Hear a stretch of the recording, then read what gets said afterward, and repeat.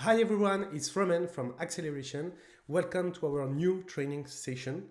So today we are going to look at the conditional logic on n8n. So the objective is to understand how we can have different conditional logic on our workflow and how it works. So firstly, here on our screen, you can see that we have like four yellow card where we have like some nodes. So the two first node, we already see it on our last training session on the data table, so the edit fields.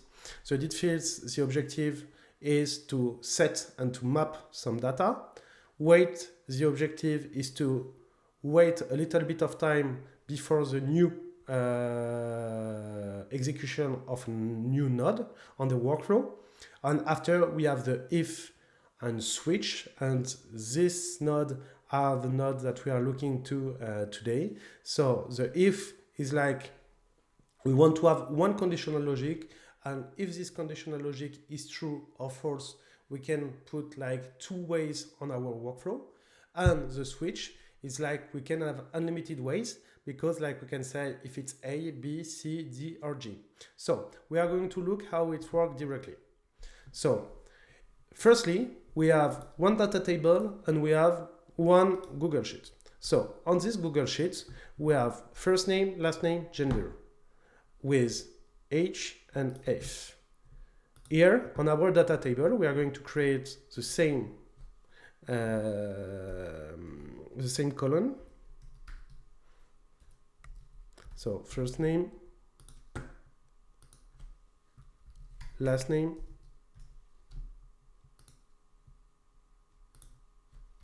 column. No, what I say, it's not column, it's gender. Okay, so we have first name, last name, gender. And on our Google Sheet, we also have first name, last name, gender, and we have two sheets, one H, one F. So the objective is firstly to have like two rows on this data table. So for example, Paul, character, gender, H. And after we can have Mary, character, F. Okay, so now the objective is this row, we want to have it on this one, this sheet.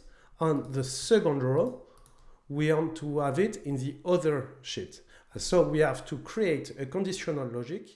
If it's H, it's going to this sheet, and if it's F, it's going to the other sheet.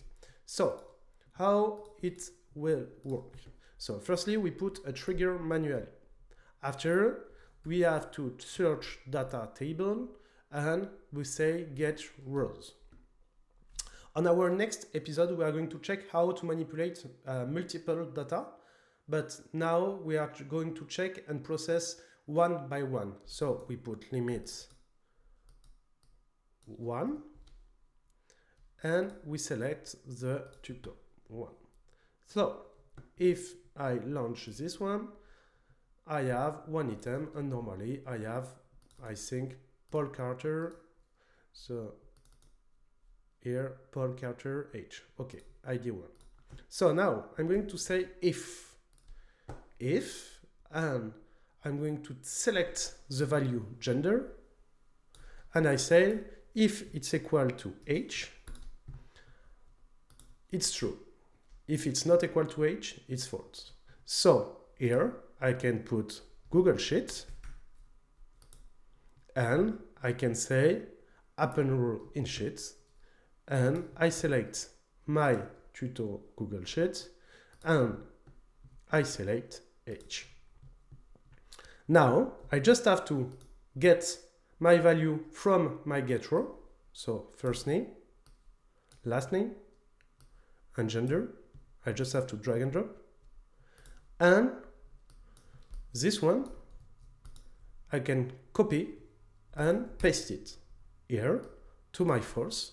And on the force, I just have to switch the sheet H by the sheet F. Now, normally, it will work. But we manipulate data by data, so one by one. So here, we are going to put delete the row on our data table to have always different data. So delete rows, delete data table, we select our tutorial, condition, we put the ID have to be the ID of the get rows, so 1, and this we can also copy and paste it here. So now, normally our workflow is working, so if I launch one, okay, I see that in my data table, normally I have only one row. Yes, Paul Carter is not here, but he appears on my Google Sheet. And here I have nothing. And if I launch again the workflow, actually, normally here Mary Carter, and here I have nothing. So it's good. So the last thing to see is how the switch works. So the switch is exactly the same, but we can have like different conditions. So the switch, we have to put it here, switch. On the switch, we can say gender is equal to age. Rename age. Here I can copy this here, and I can say F, and also F here. Also, one important thing on the switch, you can also on the option integrate a fallback output. If you have like sometimes like different type of data, sometimes you want like to have a fallback output, and here you can select one. And here on our workflow, if you want that work, hopla, we can have H and F here. So if we try this, I just have to create again Paul Carter H and Mary Carter F. And if I launch the workflow, we can see that one H and normally one F.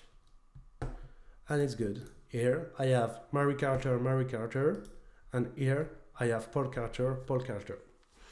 So it's good.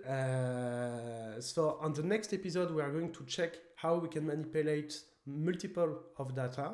If you have any question, feel free to send us a message on the comments or on our email on our website. And have a good day.